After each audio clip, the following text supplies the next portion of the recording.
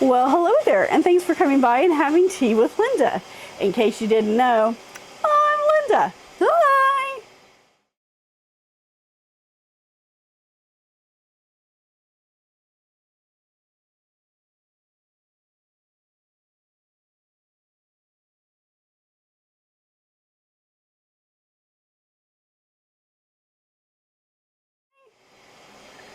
Alrighty. Today, my friends, we are trying something brand spanking new from Upton Tea Imports. I got this set, I don't know, I want to say like in January or February. And it's been sitting in the tea bin, just waiting, longing, looking up at me, hoping that I would choose it to review, and we're finally getting around to it. This was a British blend sampler that I got, and it's got 4 different teas in it. It's got Bond Street English Breakfast, Finest Russian Caravan, Baker Street Afternoon Blend, or Richmond Park Blend. So, because we are Sherlock Holmes fans in the house, we are going to do the Baker Street Blend for now.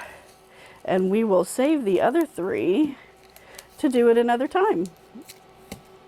Well, Spencer and I are.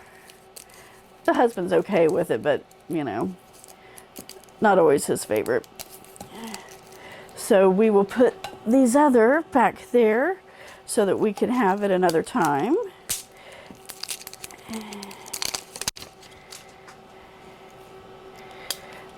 All right.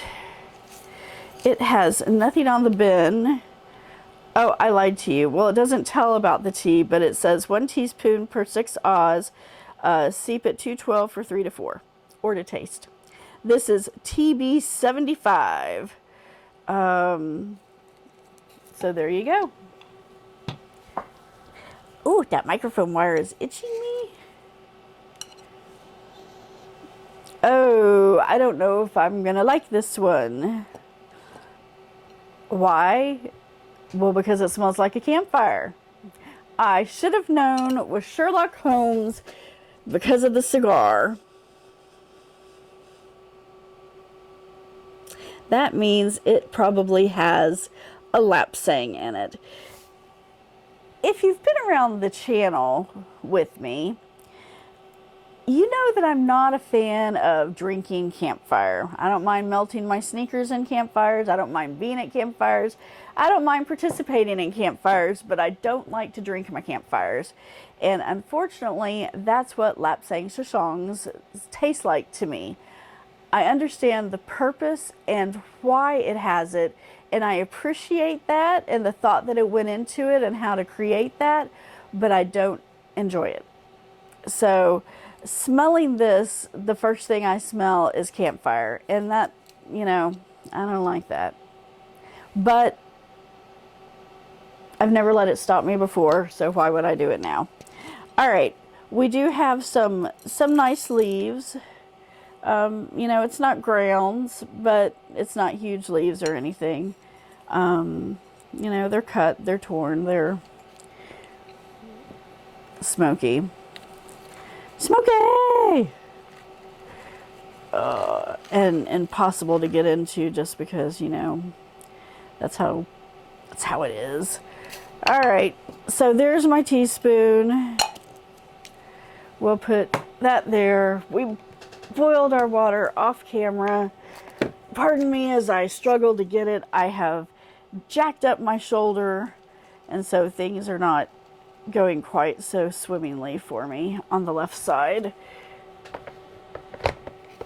And we brew, what was that? 3 to 4. Hey Siri, set a timer for 3.5 minutes.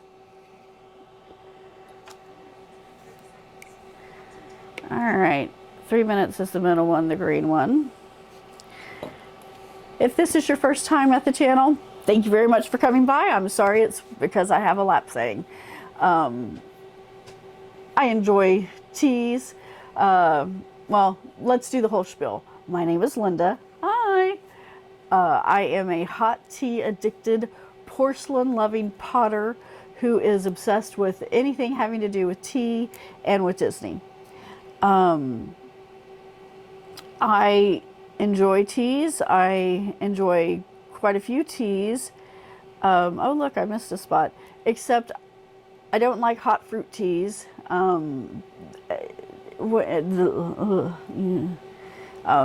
mean, do you enjoy drinking hot fruit drinks?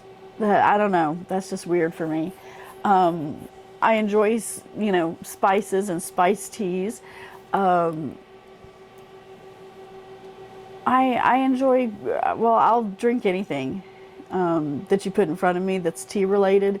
And then I'll tell you honestly if I like it or not. Hence the channel.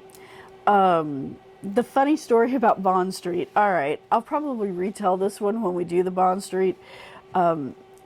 Many, many years ago, back in December of 1998, the husband and I went on our first overseas trip since we had been married. I had never been overseas before, and the husband actually lived over in England for a couple of years before he, before his parents, before they moved to Saudi Arabia. He was an Aramco brat. So we had gone for Christmas that year. We had gone overseas to London, and oh my gosh, I jam-packed our days full. We saw as many freaking castles as we could, and one evening we had rented a car for our journey because we were going to be going in and out of the city. And one evening, it was getting close to dusk, I should say. We were going down, we were trying to get to a shopping center because we wanted to do some Christmas shopping. And he's driving and I'm navigating. And I got us so lost, and we ended up lost on Bond Street with buses surrounding us. And it appears at that point I had misread the map, and we did not see the street signs that were telling us we were in a bus only area, and we were in this itty bitty car that one of my coworkers would have called a roller skate. It was a Vauxhall, and it was, oh my gosh, it was small, and it had no power, and we were going up an incline one day to get out to Leeds. Hey Siri, stop timer. And we almost had to push the car, get out and push the car up. It was horrible. But you know what? I'm not going to finish telling the story because it really should go on the Bond Street one. So, ha ha. Ha ha ha. All right, so our 3.5 minute timer has elapsed. Our leaves have plumped up some. Let's dispense.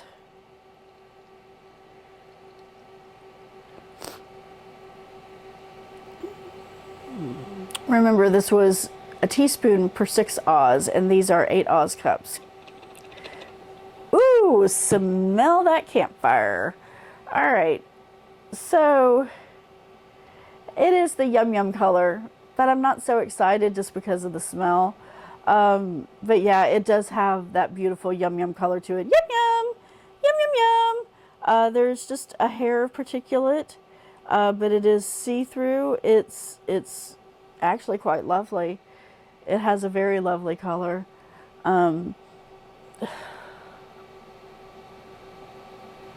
It smells like campfire, which kind of turned to my stomach a little bit. That was weird.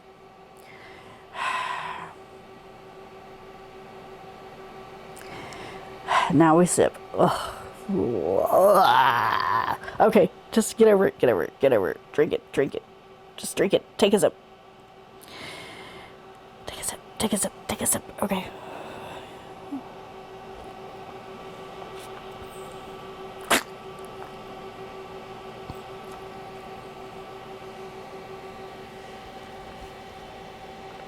Okay.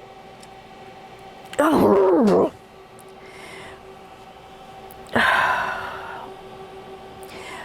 All right, so what I am anticipating, or what I think this tea, it's trying to represent to me, it is trying to represent the thoughtfulness of homes, I would say, by having a robust black tea. I'm honestly, the lapsang has overpowered most of it, so I think it's a Ceylon tea. But it's a strong black tea. Well, if it's a strong black tea, it almost makes me think it's an Assam more than a Ceylon. But anyway, it's a strong black tea, and then it's got that lapsang in it for, you know, the pipe. And because of the darkness of it, I would think it almost has like an earthy taste, like a tobacco-y type of taste. And I could be way off on all of this, but I don't know. I just, when I smell it, or I close my eyes and I envision the tea, I just see, you know, a pipe. And it's simply because of the smoky, the smoky smell to it. If they could get rid of the smoky, if they take the lapsang out of it, I think it might actually be quite delightful.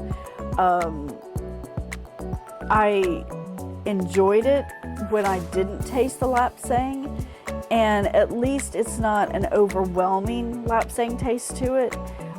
It is a lot, but it's not, you know, I'm going to have to air the office out for 3 days afterwards thing. I'm not enjoying it. It's not my cup of tea, but I appreciate what they were trying to do with it. And I think that if you enjoy a lapsang, you're really going to enjoy this. It was very smooth. It did not have any bitterness nor an astringent taste to it. And if it could just not have the lapsang, I would really enjoy it. And I've, you know, repeated myself so much right now, but